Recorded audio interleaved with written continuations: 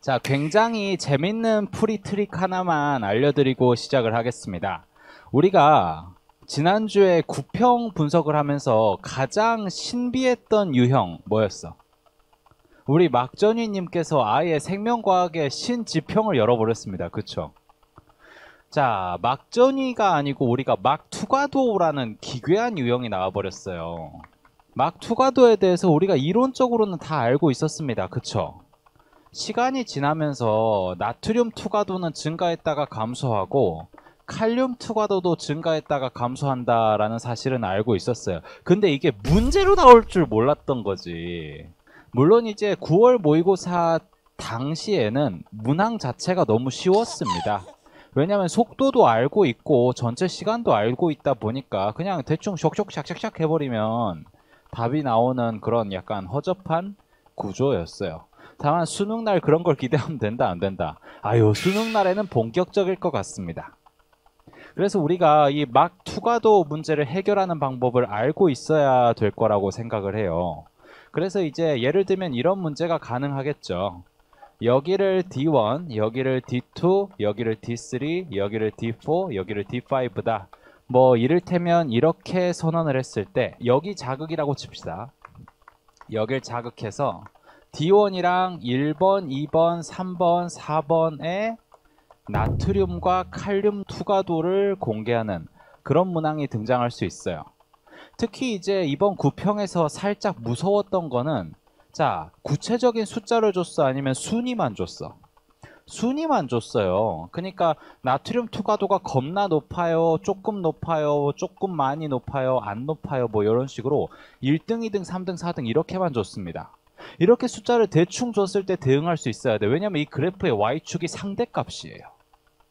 자, 예를 들어서 이런 문항이 있다라고 생각을 해보겠습니다. 얘가 이제 1,4고요. 1, 4란 겁니다. 대충 이제 그렇단 얘기예요. 예를 들면 얘가 이제 3, 3이고요. 얘가 이제 3, 2고요. 얘가 2, 3이고요. 이를테면 얘가 1, 1이다 라고 생각을 해보겠습니다. 자, 그러면 나트륨은 1이고 칼륨은 4인데 칼륨 4는 어느 정도일까? 이걸까? 몰라요. 문제에서 제일 많다고 하더라도 이게 상대값이니까 여기가 4일 수도 있어요. 그러니까 이게 진짜 알 수가 없어. 자, 이거 3,3이면 이거 교점인가? 그것도 몰라요. 그래서 여러분이 막상 이제 시험장에 들어가 보면 이게 굉장히 압박으로 다가올 수가 있습니다. 그래서 지난 시간에는 내가 이걸 해결하기 위해서 이 교점을 중심으로 좌우 분할을 하던가 극값을 중심으로 3분할을 하던가 하는 그런 전략을 설명을 드렸는데 자, 그딴 거 다 필요 없습니다. 왜냐면 내가 찾아버렸어요. 일반해를 찾아버렸습니다. 아, 목요일인가 수요일인가쯤에 손승연을 납치해가지고 내가 이런저런 수학적인 아이디어가 있는데 당장 증명을 해봐라 라고 해서 이제 그 김진영의 구경하에 증명을 끝냈는데요. 이 테크닉을 우리는 SCC 손즈 클로즈드 서클, 손에 닫힌 곡선이다 라고 부르기로 했습니다. 알겠어 모르겠어? 알겠어요. 자, 이게 뭔 소린지도 모르겠죠? 자, 어떻게 푸는 거냐면 일단 원리부터 설명을 해드릴게요. 원리는 좀 복잡합니다. 다만 실행 자체는 겁나 쉬워요. SRC 같은 거야. SRC도 원리는 복잡하거나 이해가 안 되잖아요. 근데 뭐 쓸 때는 응 수렴하면서 쓰잖아. 자, 얘도 마찬가지입니다. 원리는 좀 복잡해요. 자, 그래프를 변환합니다. X축을 나트륨으로 하고 Y축을 칼륨으로 변환할 거예요. 자, 그렇다면 그 0ms일 때는 나트륨 투과도와 칼륨 투과도가 둘 다 높아, 둘 다 낮아? 맞아요. 그래서 0초일 때는 대충 이곳에 점이 찍힐 거라고 생각을 합니다. 자, 시간이 지나면 무슨 투과도가 먼저 올라가지? 나트륨 투과도가 먼저 올라가다가 칼륨 투과도가 올라가다가 나트륨 투과도가 감소하고 칼륨 투과도가 감소해서 결국 여기에 4ms 점에 도착을 할 거라고 생각을 합니다. 마치 대성학원 로고 같죠? 인정해, 인정하지 않아. 물론 모양 자체는 정확하지 않을 수도 있어요. 정확할 수도 없고요. 내가 이걸 어떻게 그리겠습니까? 근데 뭐 대충 증가했다 감소했다가 하는 이런 곡선 형태를 띌 것이다 라는 건 내가 확실히 알겠어요.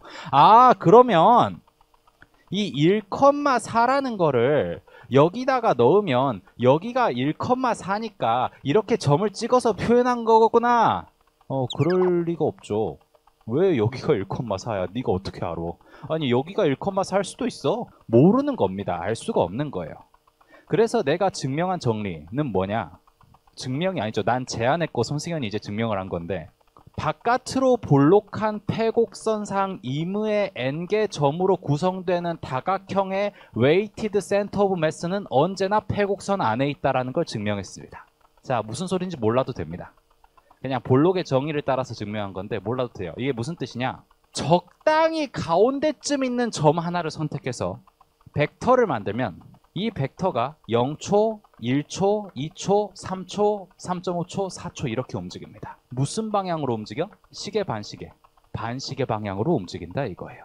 이걸 사용하면 너무나도 쉽게 문항을 해결할 수 있습니다. 이거를 좌표라고 생각하세요. 1,4, 3,3, 3,2, 2,3, 1,1이라는 좌표라고 생각하시고 뭐를 설정하냐면은 대충 평균을 설정하세요. 자, 대충 평균은 진짜로 그냥 대충 정하시면 됩니다. 뭐 마음대로 정하면 돼요. 대충 한 2,2로 설정하면 됩니다. 근데 2,2 아니어도 돼요. 3,2를 평균으로 해도 변하는 건 없습니다.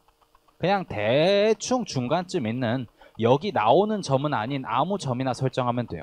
여기서부터 여기로 가는 벡터를 구하세요. 자, 2,2에서 1,4로 가고 싶으면 몇 컴마 몇을 가면 돼? -1,2를 가면 됩니다. 여기까지 가려면 1,1, 여기까지 가려면 1,0, 여기까지 가려면 0,1, 여기까지 가려면 -1, -1입니다. 자, 그렇다면 D1은 -1,2입니다. 이게 D1의 벡터입니다. D2는 1,1입니다. 1번의 벡터입니다. 2번은 1,0입니다. 이게 2번의 벡터고요. 3번은 0,1입니다. 이게 3번의 벡터고요. 4번은 -1,1입니다. 이게 4번의 벡터입니다. 이해가 돼? 안 돼? 돼요. 자, 여기서부터가 마술이죠. 이 곡선으로 돌아와서 자, 이 0ms는 막전이 그래프의 오른쪽이야 왼쪽이야? 왼쪽이죠. 이게 왼쪽이고 4ms는 오른쪽이야 왼쪽이야? 오른쪽입니다. 자, 오른쪽에서 왼쪽으로 갈 때 시계야 반시계야? 시계 방향으로 흐릅니다. 자, 그럼 여러분이 암기할 건 단 하나예요. 우에서 좌로 가는 방향은 바로 시계 방향이다 라는 거죠. 자, 자극 지점인 D1은 막전이 그래프의 우측에 해당해 좌측에 해당해? 우측에 해당합니다. 그렇다면 우에서 좌로 가려면 시계 반시계? 시계 D2, D3, D4, D5 알겠습니까? 이걸 뭐라고 부른다? 손즈 클로스드 서킷, 손에 닫힌 곡선이다 라고 부릅니다. 알겠어요? 모르겠어요? 알겠어요. 내가 이거 연습 문제를 되게 많이 내봤거든요. 근데 이 안에다가 물음표를 뚫든 뭘 뚫든 간에 바뀌지를 않습니다. 그냥 다 이거예요. 다 이거야. 아니 선생아, 여기서는 네가 D1을 설정해서 그런 거지 실전에서는 어떻게 D1을 파악할 거냐. 이번에는 여기를 5번 점이라고 해보겠습니다. 여러분이 D1을 못 잡을 수도 있겠다라는 생각이 들어서 저걸 5번 점이라고 할게요. 얘를 4번으로 하고 4번을 빼겠습니다. 왜냐면 복수정답이에요. 지금 4번 있으면. 자, 4번을 빼버리면 이제 얘가 4번이 되겠죠. 자, 이번에는 문제를 좀 바꿔서 D1, D2, D3, D4를 찾아봅시다. D1에서 D4로 갈수록 시계야 반시계야? 시계로 돈다는 건 알겠어요. 근데 시계로 돈다는 것이 이렇게 돌 수도 있겠지만 이렇게 돌 수도 있잖아. 이렇게 돌 수도 있고. 그러면 우리가 D1을 어떻게 잡을까? 자, 간단합니다. 여러분이 외울 건 딱 두 개예요. 우에서 좌로 갈 때 시계 방향으로 돈다와 거기 하나 더해서 3, 4분면을 통과할 수 없다. 자, 무슨 뜻이냐면 서킷이 이렇게 돌잖아요. 여기가 4초고 여기가 0초란 말이야. 자, 0초에서 4초로 가면 돼? 안 돼? 안 돼요. 그러면은 내가 이 벡터에서 이 벡터에서 이 벡터에서 이 벡터로 이렇게 가다가 여기서 통과하면 돼? 안 돼? 안 돼요. 그러니까 몇 도 각도에 있는 걸 통과할 수 없어. 아래쪽 45도를 통과할 수 없습니다. 근데 그건 중앙에 찍었을 때 얘기고 내가 여기 찍으면은 얘를 통과할 수 없는 거잖아. 여기 찍으면 얘를 통과할 수 없는 거잖아. 그러면은 우리가 잘 모르겠지만 이게 이제 대성학원 로고처럼 돼 있기 때문에 내가 이 안에 있는 어떤 점을 찍든 간에 여기 특이점은 항상 왼쪽 아래예요. 그럼 이 모든 점을 종합하면은 여기서부터 여기 범위에 속합니다. 그러니까 여기를 이렇게 관통하는 그런 변화는 불가능해요. 그래서 딱 두 가지만 외우면 됩니다. 우에서 좌는 시계고 3, 4분면을 통과하면 안 된다. 자, 그럼 여기를 자극으로 잡아서 이렇게 한 바퀴 도는 건 가능해, 불가능해? 불가능합니다. 왜? 3, 4분면을 통과하면 안 되니까. 그럼 자극 지점은 무조건 어디야? 4번. 이것이 무조건 D1, D2, D3, D4가 돼야만 합니다. 이해가 돼요, 안 돼요? 돼요. 자, 대충막전이의 장점도 있겠죠. 문제가 살짝 바뀌었다고 칩시다. 이번에는 이게 D1, D2, D3, D4가 아니고 신경세포 A, B, C, D라고 할게요. 속도가 서로 다른 신경세포 A, B, C, D인 거야. 자, 그래봤자 바뀌는 건 있어, 없어? 없어요. 네가 D, 네가 A야 사실. 네가 B, 네가 C가 되는데 A, B, C, D 중에서 누가 가장 오른쪽에 있는 신경이야? A가 오른쪽이면 A가 빠르다, 느리다? 속도가 가장 빨라요, 그 다음 빨라요, 그 다음 빨라요, 가장 느려요가 성립한다 이 말입니다. 이해가 돼요, 안 돼요? 너무 재밌지? 아니 어떻게 이렇게 재밌을 수가 있죠? 자, 놀랍도록 재밌습니다. 문제를 조금만 더 바꿔봅시다. 자, 이번에는 이게 나트륨 칼륨이 아니고 기역과 니은이다 라고 해볼게요. 기역과 니은이다 라고 해보고 얘를 D2로 한번 바꿔봅시다. 얘를 D2라고 해볼게요. 이번엔 나트륨 칼륨을 순서 없이 기역과 니은으로 나타냈다고 칠게요. 이런 문제, 이 문제가 나는 수능에 나올 것 같아. 기역, 니은은 낙할 순서 없이 나타낼 것이다. 자, 이것도 풀 수 있을까?